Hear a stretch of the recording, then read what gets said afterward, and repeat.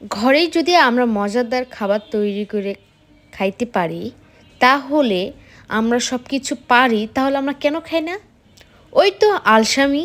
আসলে আলসামি হলো আমাদের জীবনে একটা বড় কিছু, যেটা আলসামির কারণে আমাদের কোনো কিছু ভালো লাগে না, কোনো কিছু তৈরি করে খাইতে ইচ্ছা করে না।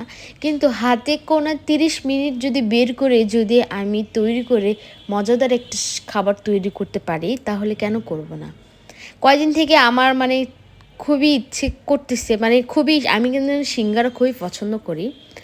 একটা করে সিঙ্গারা 10 টাকা করে, আর এখানে আমার অনেকগুলো সিঙ্গারা আছে, আমার একটা দুইটা সিঙ্গারা কে ভালো লাগে না।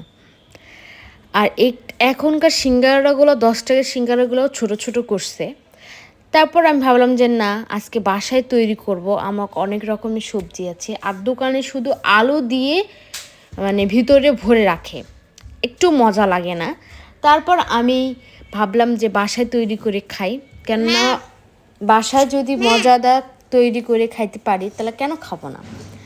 আর আমার হাতের প্রত্যেকটা আসলে বেশিক্ষণ লাগে না তৈরি করে খাইতে, টেস্ট হয়। আসলে সেটা যারা খাইছে, যারা খায় তারাই বুঝতে পারে যে কেমন।